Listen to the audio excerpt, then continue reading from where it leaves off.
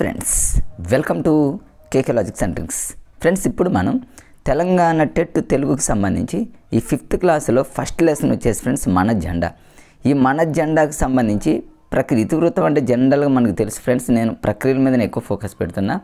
మరి ఈ మన జెండా అనేది ఈ దేనికి సంబంధించిన ప్రక్రియ అంటే గేయం.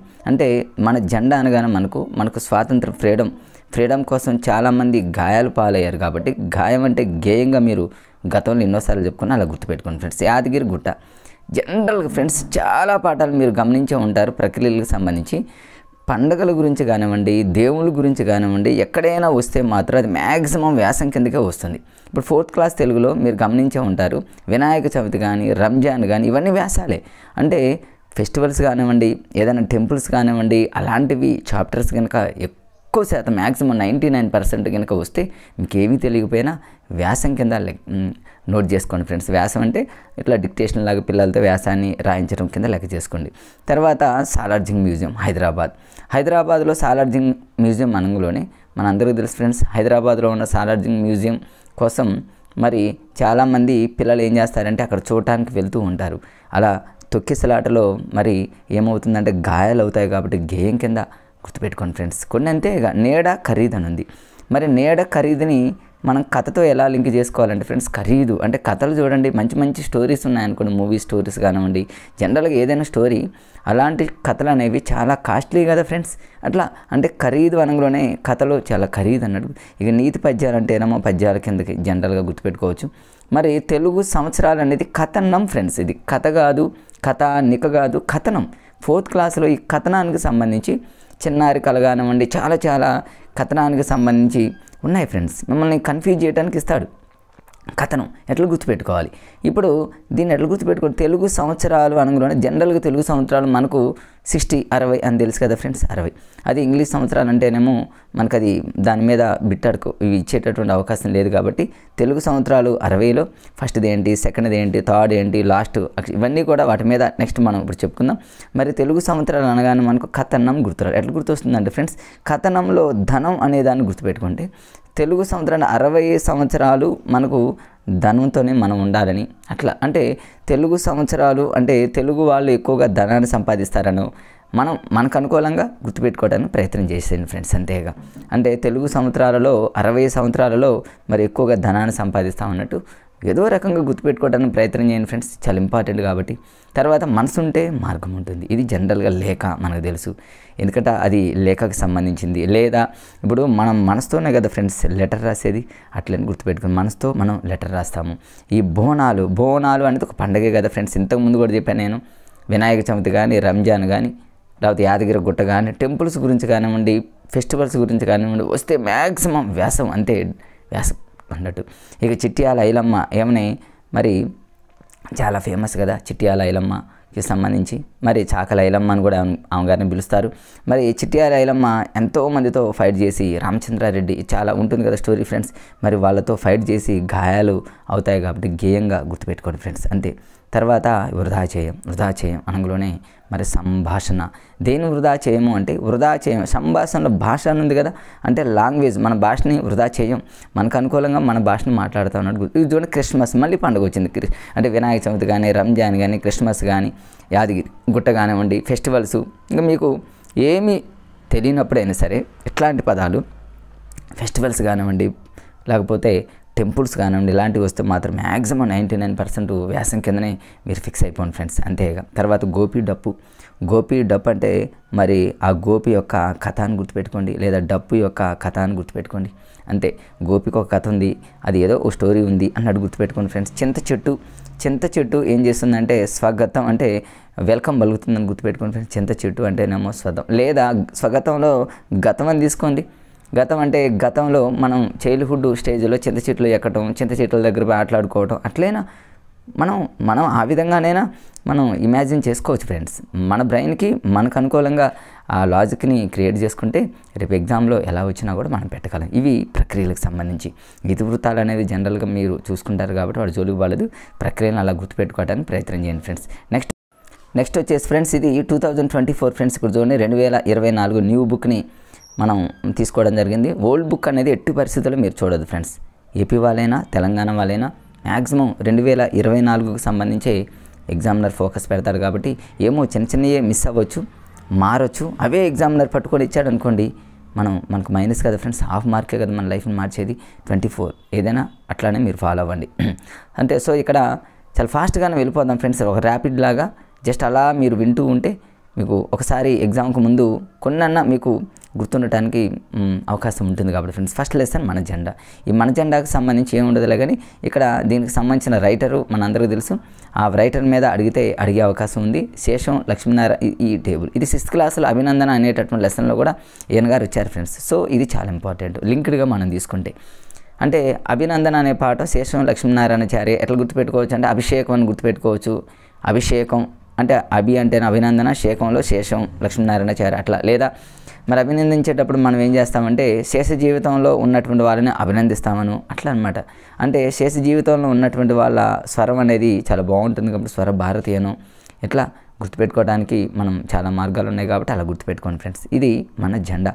మన జెండా అనేది మరి మన జెండాని ఎలా గుర్తుపెట్టుకోవాలి? శేషం లక్ష్మి. మన జెండా అనేది జెండాకు మధ్యలో అశోక ధర్మచక్రం ఉంటుంది కదా ఫ్రెండ్స్. అశోక ధర్మచక్రంలో 24 లీవ్స్ ఉంటాయి కదా. అంటే ఈ అశోక ధర్మచక్రం అనేది ఎలా ఉంది? గుండ్రంగా ఉంది. అంటే శేషం అంటే 0, శేషం 0 లాగా అట్లా గుర్తుపెట్టుకోవడానికి ప్రయత్నం చేయండి ఫ్రెండ్స్. అట్లా అంతే, మిగతా అన్నీ వచ్చేస్తాయి. ఇది శేషం లక్ష్మీనారాయణాచార్య గారికి సంబంధించి 6th క్లాస్లో అయితే నా అభినందన, ఇక్కడ 5th క్లాస్లో అయితే మాత్రం ఈ లెసన్ అనమాట, మన జెండా అనే లెసన్ అయిపోయింది ఫ్రెండ్స్. అంతే. ఇక తర్వాత ఇక్కడ తెలంగాణ రాష్ట్రం గురించి జస్ట్ ఏదో ఉంటుంది ఫ్రెండ్స్. దీని గురించి నేను పెద్ద ఫోకస్ ఏం పెట్టను, మీకు ఆల్రెడీ వచ్చు. ఎప్పుడు జూన్ 2, 2014న తెలంగాణ వచ్చింది.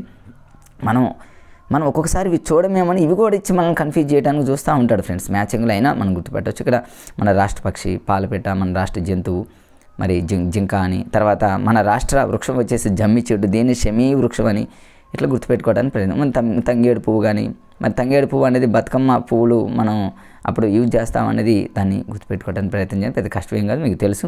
తర్వాత ఇక్కడ సరోజినీ నాయుడుకి సంబంధించి 1879 ఫిబ్రవరి 13న హైదరాబాద్లో జన్మించింది, మనందరికీ తెలుసు.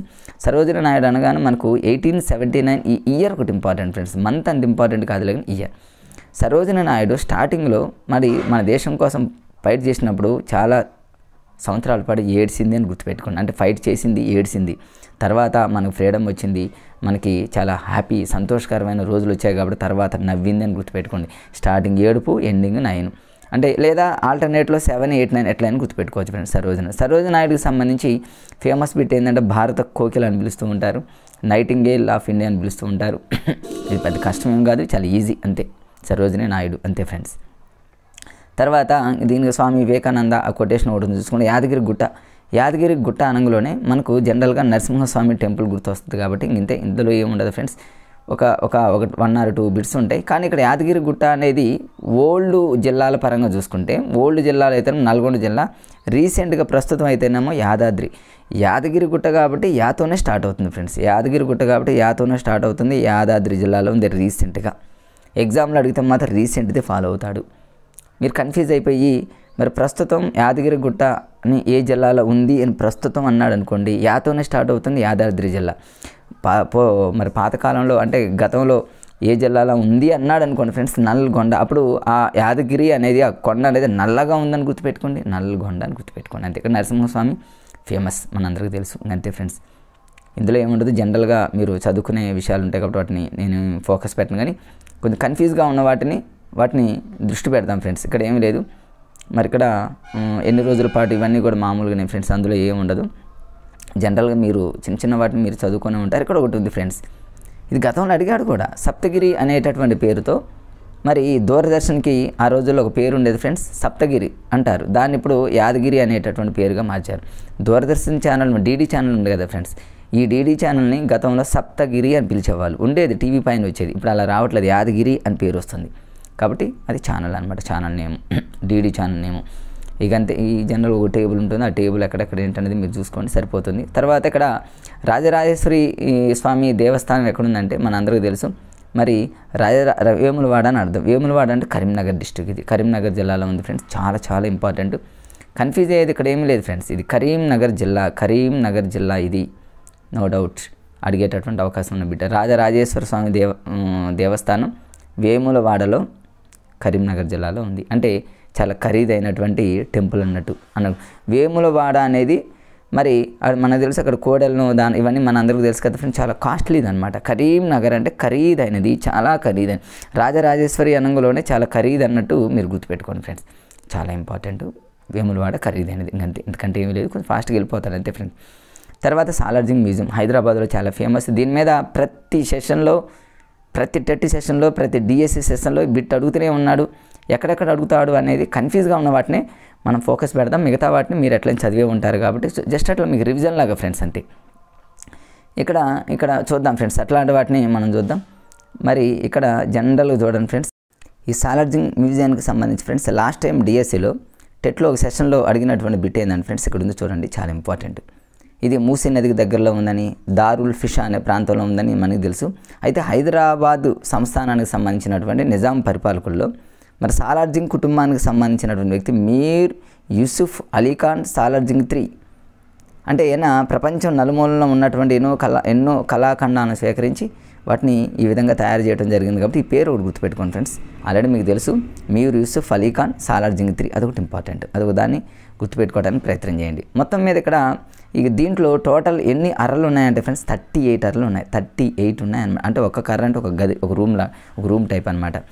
మరి 38 అరల్లోనే రెబెక్కా అనేటటువంటి ఒక శిల్పం ఉంటుంది, అది ఒక అరలో ఉంది కాబట్టి ఈ అరల మీద ఫోకస్. ఏమో ఎగ్జామ్లో ఎన్ని అరలు ఉంటాయని అన్నాడు అనుకో, టెక్స్ట్ బుక్లో బిట్టే కదా ఫ్రెండ్స్ 38.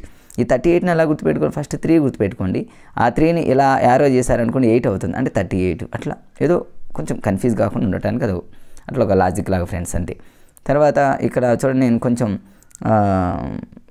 అంటే ఇంపార్టెంట్ వాటిని కొంచెం ఫాలో అవుతున్నాం కాబట్టి ఇవన్నీ ఇంకేం లేదు ఫ్రెండ్స్. నెక్స్ట్ ఇక్కడ ఆ రెబెక్కా శిల్పం దగ్గరికి వెళ్ళిపోతుంది. చూడండి, రెబెక్కా అనేటటువంటి శిల్పం. రెబెక్కా అంటే దీన్ని తయారు చేసింది ఎవరు?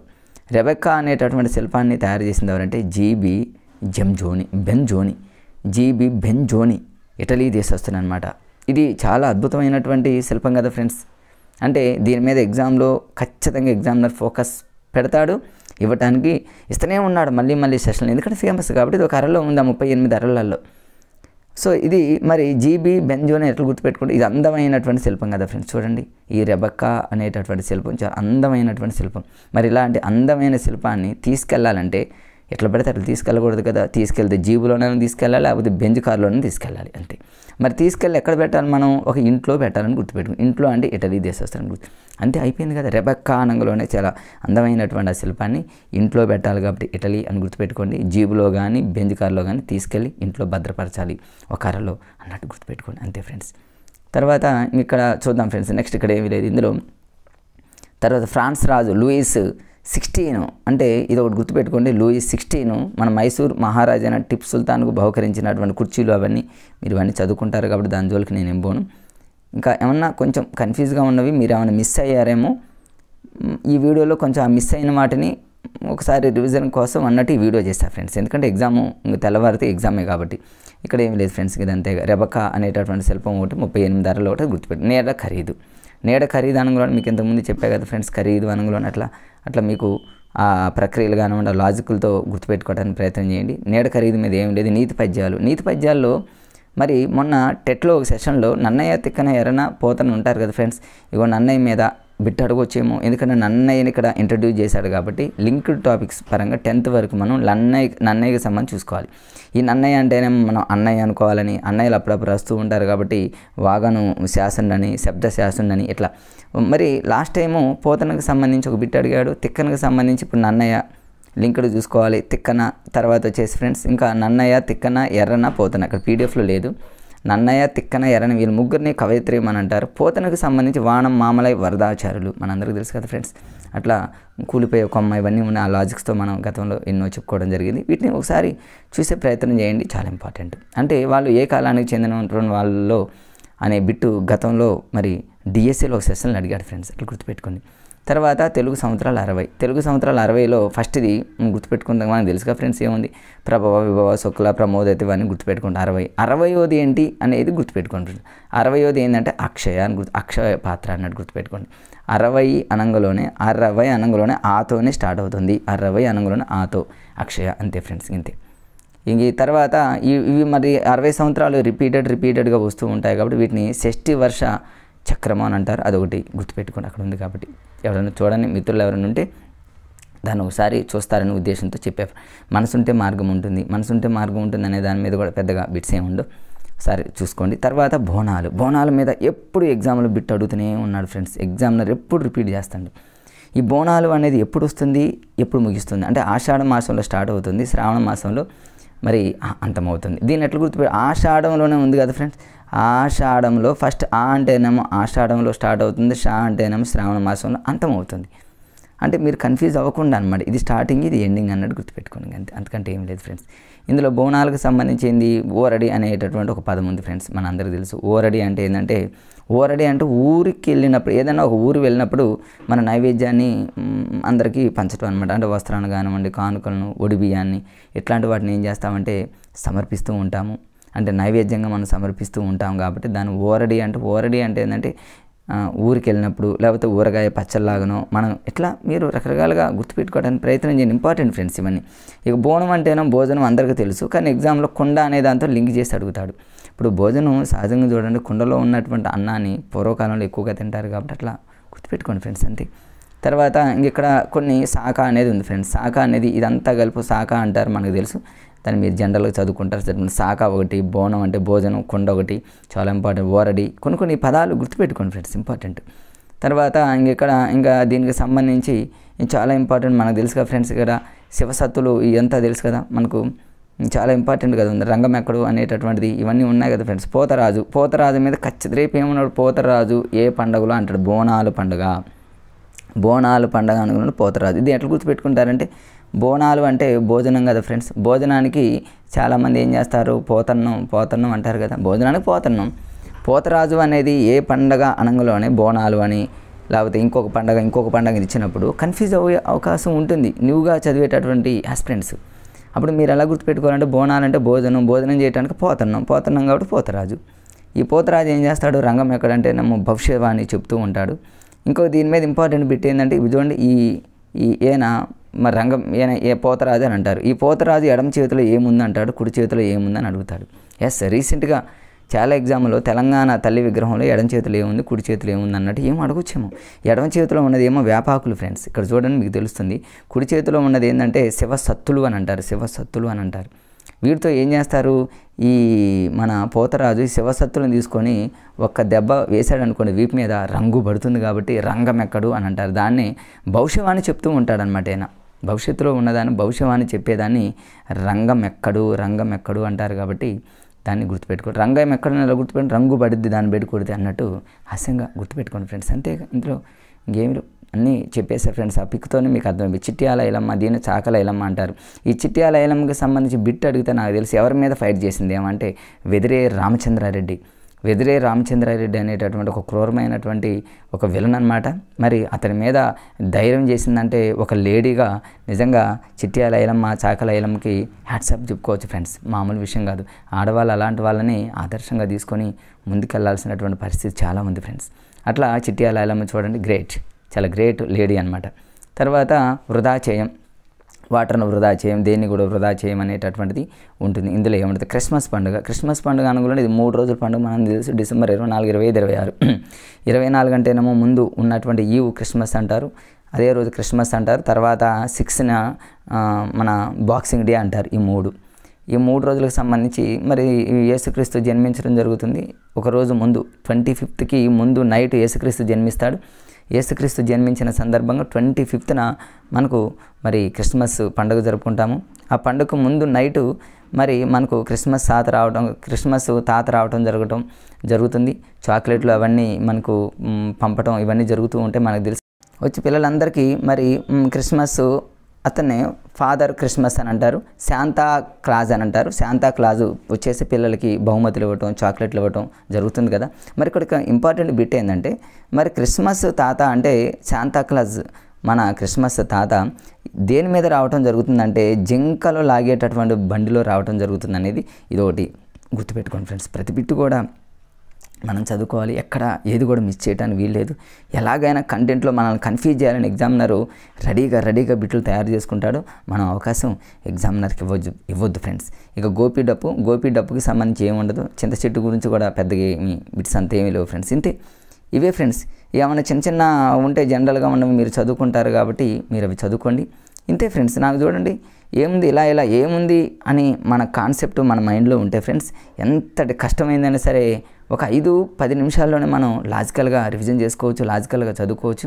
ఎనీహౌ ఏది ఏమైనప్పటికీ రేపు ఎల్లుండి ఎల్లుండి వరుసగా ఒక 3 రోజుల పాటు ఎస్జిటి ఎగ్జామ్ రాయబోతున్నటువంటి డిఎస్సి మిత్రులు ఎవరైతే ఉన్నారో, ఎస్జిటి మిత్రులు ఎవరైతే ఉన్నారో వన్స్ అగైన్ మీ అందరికీ ఆల్ ది బెస్ట్, మనస్ఫూర్తిగా ఆల్ ది బెస్ట్ చెప్తూ ఎగ్జామ్ మంచిగా రాయండి ఫ్రెండ్స్. మరి కొంచెం ఈరోజు నైట్ ఎర్లీగా పడుకోండి. మీకు వచ్చినా రాకపోయినా ఇక నా ఆలోచనతో నా ఎక్స్పీరియన్స్తో చెప్తున్నా ఫ్రెండ్స్, మీకు వచ్చినా రాకపోయినా ఈరోజు నైట్ ఎర్లీగా పడుకోండి. ఇక దేవుడి మీద భారం వేసేయండి. 100% మీకు సక్సెస్ అవుతుంది. కానీ 11 గంటల వరకు 12 గంటల వరకు నైట్ ఉంటే అప్పుడు మీకు నిద్ర రాదు, ఎగ్జామ్లో టెన్షన్ మొదలవుతుంది.